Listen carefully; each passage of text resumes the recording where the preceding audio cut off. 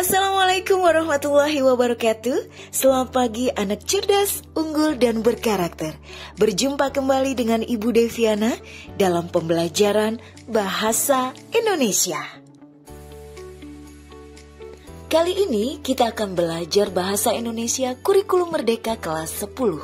Anekdot, sindiran cerdas tanpa pelotot.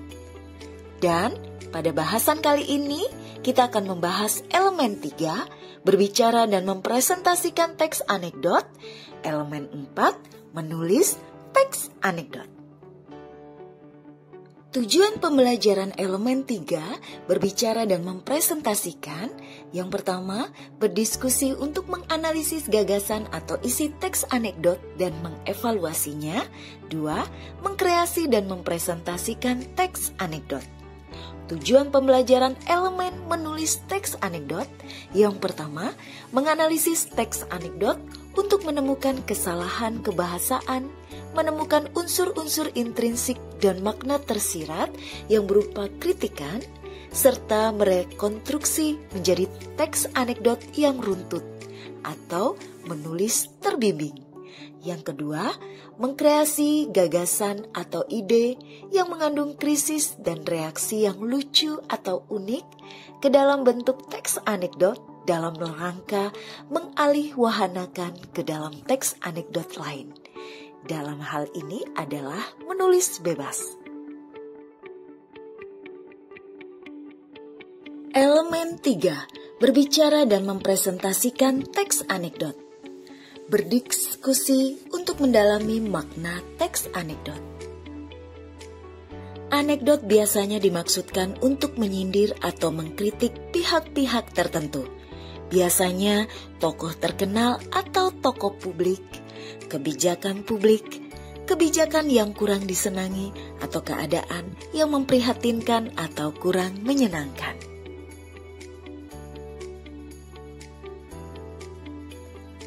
Elemen keempat, menulis teks anekdot. Menulis teks anekdot secara bebas. Mengkreasi teks anekdot dapat dilakukan dengan dua cara. Cara yang pertama adalah memodifikasi anekdot yang sudah ada dengan mengganti latar, pelaku, dan menambah peristiwa atau dialog. Namun, peristiwa inti, krisis, dan reaksi pada dasarnya sama. Cara yang kedua adalah membuat baru. Untuk membuat baru dapat diikuti langkah-langkah sebagai berikut. Pertama-tama, lakukan pengamatan atau perenungan untuk menemukan ide cerita. Maksud tersirat yang berupa kritik, yang minimal mengandung krisis dan reaksi unik atau lucu. Ide cerita yang paling sederhana adalah dalam bentuk tanya jawab yang jawabannya nyeleneh atau perbandingan-perbandingan yang aneh. Setelah didapatkan, kembangkan menjadi anekdot dengan memberi latar atau tempat, tokoh atau partisipan, dan dialog-dialog. Rangkaian dialognya diusahakan membentuk rangkaian peristiwa, krisis, dan reaksi. Lalu, kalau dipandang perlu, tambahkan koda dan reorientasi.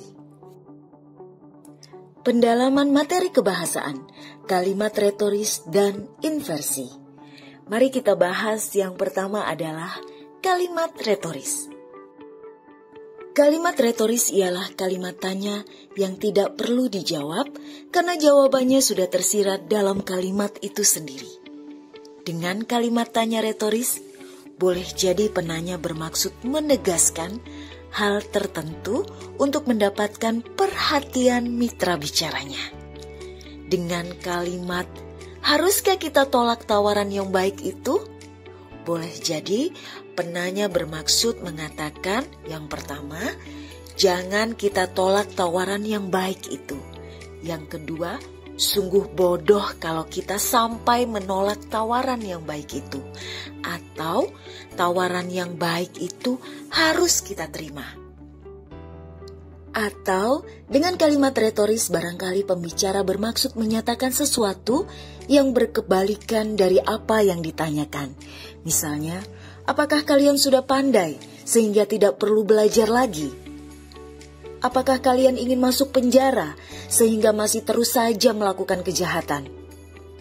Apa dikira kamu akan bahagia dengan menyakiti hati orang tua? Kalimat inversi, susun balik. Kalimat inversi adalah kalimat yang predikatnya mendahului subjeknya. Biasanya predikat ditambahi partikel lah. Contohnya, maka pergilah sang raja ke hutan untuk berburu. 10 tahun kemudian, sukseslah bisnisnya di bidang komputer. Demikianlah materi teks anekdot pada elemen 3 dan 4. Sampai berjumpa di pembelajaran bahasa Indonesia lainnya. Salam dari SMK Negeri 6 Surabaya. Cerdas, unggul, berkarakter. Sampai jumpa. Wassalamualaikum warahmatullahi wabarakatuh.